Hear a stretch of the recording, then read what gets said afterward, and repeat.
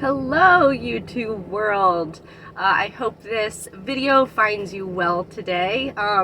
This video is not finding me well today. If I look a little under the weather, it is because I am under the weather. In fact, I am filming from my car because I am sitting and waiting for my prescriptions to be filled because I just went to the doctor because both my throat is hurting and I have a couple other issues going on.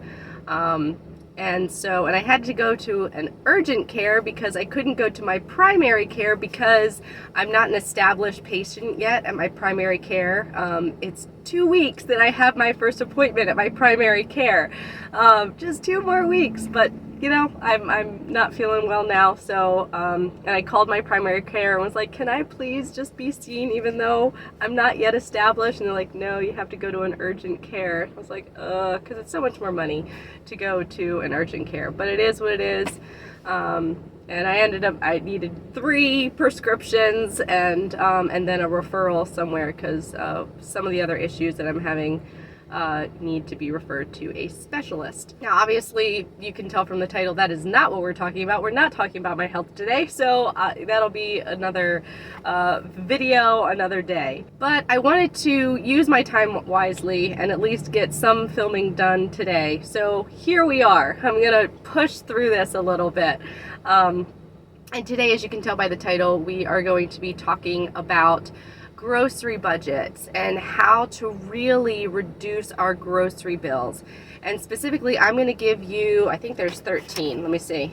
Yeah, there's 13 things that I personally do not buy that definitely helps to reduce a grocery budget. Now, everybody is different, so if I say something and you're like, you know, this won't work for my lifestyle, that's fine. You know, everybody's different. I'm just trying to provide you what we do, and hopefully you can take some of that and work it into your budget and help save some money. Now, this is going to kind of be like a 2-part series. This is just strictly talking about food and grocery to save money. I'm also going to be uploading like a part 2 of lifestyle things that you can do to save some money. So I will be uploading those at the same time so that you can watch one and then the other, because combined we'll really get some savings and a better lifestyle overall. So let's just dive right into this. Number 1 thing to stop buying at the grocery store is pre-made pizzas. You can make pizza so quickly and easily. Years ago, we used to buy pizza all the time. And for our family, we have to work around allergies. So it first started off with gluten. We had one child that couldn't have gluten. So I was buying regular pizzas and gluten-free pizzas. Well, then we had another child. He can't have eggs or dairy. Now, thankfully, there's no anaphylaxis that happens. An EpiPen is not required, but their bellies do start to hurt if they have these things. And especially the egg and dairy child, she gets pretty uncomfortable if she has any dairy or eggs. The pizza for us was getting really expensive at that point, even regular pizzas. And yes, you can get some cheap ones. You can get them for $5-6. However, still making it on your own, you can save a lot of money, and health-wise, you're knowing what's going into your pizza. Pizza dough takes, minutes to put together. Some of them have to rise, some of them don't, but you can always make ahead dough, put it in the freezer, even flatten it out. There's just so many alternatives out there to buying pizza or pre-made pizza. Right on the heels of Premade Pizza is Premade Meals. You can make a casserole and freeze it. You can make mac and cheese and freeze it. You can make a quiche and freeze it. You can make whatever your family likes to eat. Then you can just pull it out of your own freezer. You've made it. You know what ingredients are in it. So it's healthier and it's saving a massive amount on your budget. Number 3 is chips. Recently, our family stopped buying chips. Now, I know chips are almost like a go-to. There's tons of options. Now, one caveat on this is we still buy like tortilla chips for when we have taco night. Now, sometimes we will make our own, but I do have those on hand as a convenience for if I don't have time to make the homemade tortilla chips. I do have those on hand, but otherwise, like, you know, the sour cream and onion chips, the regular chips, the barbecue chips, the crab chips, all of those we no longer buy. And what we do instead is when we want chips, we make them. So I have potatoes on hand. We'll slice up the potatoes, heat up the oil, and make our own chips. So again, that goes into not only saving money, but health as well, because you know what's in there. There's no preservatives. Yes, you're still eating something fried, but most likely you're probably not going to be eating chips every single night, because it's a process to make the chips. So number 4 is prepackaged snacks. Again, I'm going to say anything prepackaged, you're paying for that convenience. So let's say you are putting in goldfish or something into your kiddo's lunch as a crunchy side alternative. Well, instead of buying it prepackaged, just buy a big amount of that item. So whether it's pretzels or goldfish, you can just buy a big bag, much less expensive, and then individualize that bag for each child. And each child might need a different portion. For example, my kindergartner is probably not going to eat the same amount of pretzels that my 12-year-old eats. So I can put, you know, a smaller handful of that item in my kindergartner's bag versus my preteen's bag. And you can just save so much money by kind of helping portion that out. And again, that goes back to both health and saving money. Next one is, and you're gonna hear this word again, pre-packaged yogurt. Especially those yogurts that have like the toppings on top, you can especially save on those, because that's like twofold. You're buying 2 pre-packaged products on that. For yogurt, you could easily just put it in a container and seal it. So buy a big tub of yogurt. Again, you can portion it out for each child. A smaller child won't need a huge container of yogurt, versus an older child might want a little bit more, you know, a few more bites. And then as for toppings, again, if you're buying a yogurt that has the toppings on top, whether it's M&Ms or sprinkles or little bits of Oreos, whatever it is, or chocolate chip cookies, I don't know, you can make your own toppings. I don't make my own sprinkles. But like, as for the cookies, I can crumble up some cookies and put it in a bag, and the kids can just dump that topping on top of their yogurt. I go back to the allergy. I am able to give my child, who is gluten-free, dairy-free, egg-free, I can make my gluten-free, egg-free, dairy-free cookies, and so she can still enjoy a cookie on top of her yogurt. The next one is instant oatmeal. You know those little packages of like instant oatmeal that you just like rip open and pour in? Yeah, you're not really saving any time with that, and most definitely you're not saving money. Those things are filled with preservatives, and it takes just the amount of time to open a large container of oatmeal, pour some of that in, pour some water or milk or whatever you want to add into your oatmeal, and put it in the microwave. Like, you're not saving any time with that. I don't know why they call that a convenience food. I don't see it. I don't understand. It takes the same amount of time. So you're just throwing your money away on instant oatmeal. You really are. The next one is popsicles. So I used to buy popsicles at the store. Like, I would start off with the cheap ones and, you know, buy those like really inexpensive cheap ones. And then I switched to the more expensive, like all 100% fruit ones. And I realized I was wasting my money on both parts. I was wasting my money on the cheapo balipo ones, and I was wasting my money on the really expensive ones, because I could make my own freezer pops for so much cheaper, and I could control what was in that popsicle. So there's no additives, because I know what I'm putting in the popsicle. So I could buy a big container of 100% organic juice, or again, I could juice my own fruit, one or the other, and pour it into popsicles. Another thing we did on the popsicle route is when we would make smoothies, if there was any extra smoothie mixture, we would just pour the extra smoothie mixture into a popsicle mold, and there you have a smoothie flavored popsicle. So again, no wasting, and knowing what's in your popsicles, and not wasting your money on either the cheap stuff or the really expensive stuff. So the next one is juice boxes or pre-packaged drinks. Capri Sun, Yoo-Hoo's, Starbucks drinks that are, pre-packaged, any drinks that are pre-packaged. You can make them your own, or better yet, not at all. I mean, the best drink for your children is water. That is the best drink. And you can always get creative of flavoring their water with natural items like an orange or a lemon or a cucumber. I mean, just cut up it doesn't take very much to flavor your water. You can do one slice of lemon and it will flavor an entire bottle of water. So if your children are already in the habit of having a Capri Sun or Yoo-Hoo in their lunches every day, you can cut them cold turkey and be like, we're not buying this anymore.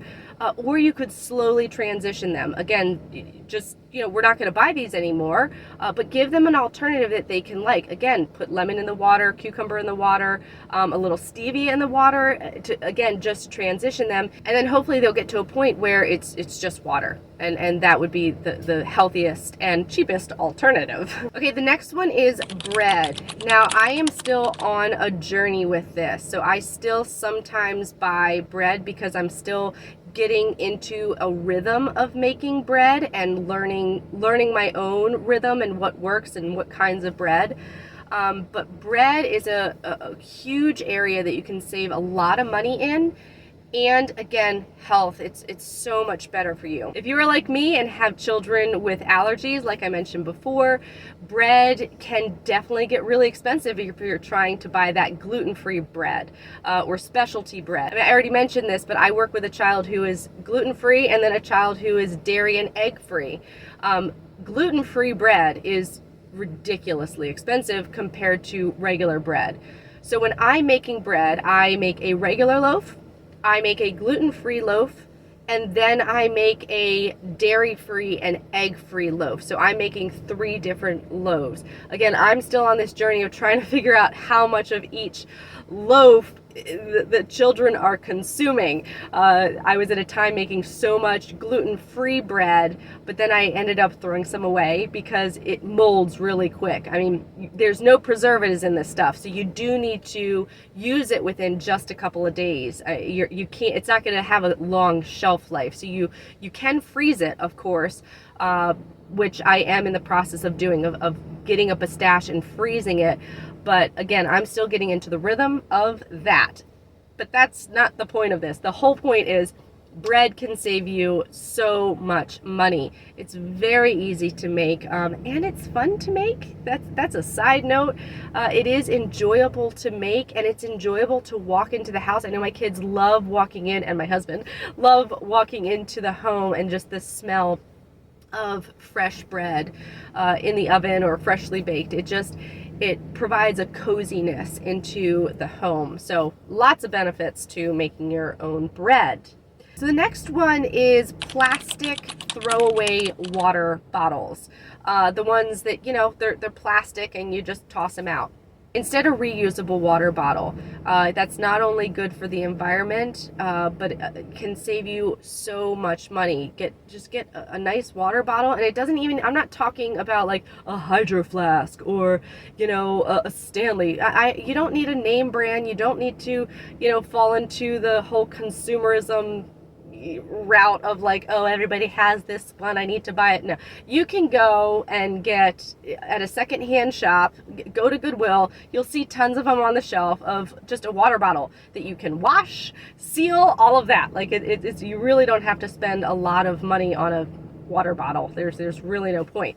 The next one is meat. Now, I am not saying completely eliminate meat from your diet, but meat is so crazy expensive. So you can supplement and add other things in as fillers or as takeovers of the meat. So tofu, beans, mushrooms can all kind of bulk up a dish with very little money and lots of nutrition, just as much protein, and you're not spending an arm and a leg on meat. So years ago, we would have like a meat and then a vegetable and then a starch, kind of like that typical American plate that they would show you.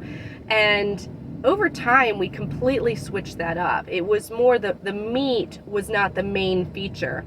Meat was like added in as almost as the supplement, as the, garnish. It really wasn't a garnish, but as that minimal thing on the plate. Now that doesn't go for all the time. There will still be times that we will have grilled chicken and vegetables, but that's not all the time or every day. That is maybe once every few weeks that we will have that. So on a daily, regular basis, our meals are more consisting of a lot of mushrooms, a lot of beans, a lot of tofu, a lot of vegan meat. Now let me touch on the vegan meat. It's not really meat, but they do make, you can buy it in the same section, organic, grass-fed beef, or you can buy the vegan meat, which again, it's not meat. It's all a bunch of beans and vegetables and pea protein and all of that. That is still the same price. So I'm not saving money there, but I am able to bump up the health and lower saturated fats by going that route. Some of these things you might just want to look into on your end if you can switch to a healthy alternative that may not save money. I realize we're talking about saving money, but some things are health related, and again in part 2 we're going to talk about why health is important and how it can save you money, but that's part 2. So you do have to outweigh health versus just cheap foods. Like you do have to consider that as well, especially on a frugal budget. You can't just eat all the crap cheap food, and we're going to talk and dive into that more on the second part of this video. Let me keep going. The next one is prepackaged pudding. We now no longer buy pudding. We make chia pudding. Again, we're gonna go with health and budget here. Chia pudding, all you need is chia and whatever milk you need to use. If it's regular milk, great. If it's, milk alternative, that's fine too. You put the right ratio of chia and milk, let it sit for a few minutes, and boom shakalaka, you've got pudding. Now, obviously you need to add flavor, so I guess I need to kind of reverse. Let me digress a little bit. I use vanilla flavored oat milk or almond milk, so that gives a vanilla-y flavor to it if I want a vanilla chia. If I want like a chocolate chia, then I'm just going to add some chocolate chips in there or some cocoa powder with some stevia. You can use maple syrup. You can get creative in whatever flavor your kids want. Try to mimic that flavor in the chia. But again, super easy, super quick, super healthy, super inexpensive, and you know what's in it. So yeah, chia pudding. I should link a recipe, but I don't have a recipe that I use. I just do it. I'm sure there's tons of recipes out there. I just am not a recipe follower on that. I just do it. The next one is soda. Is anybody actually buying soda in 2024? It's kind of like smoking. Can't get upset at people smoking if we're drinking soda. Like it's just, the hypocrisy there is huge. So soda, stop buying it. It's just, find another alternative. If you like that carbonated beverage feel, which I do. I love carbonated, so does my husband. So we buy bubbly water. I think that's the brand, Bubbly. There's other things you can do. Kombucha. That is on my radar to start making. I want to make my own kombucha because my kids love kombucha. I love kombucha, and it is so gut friendly. I just haven't, again, I'm on the journey of making all my own stuff.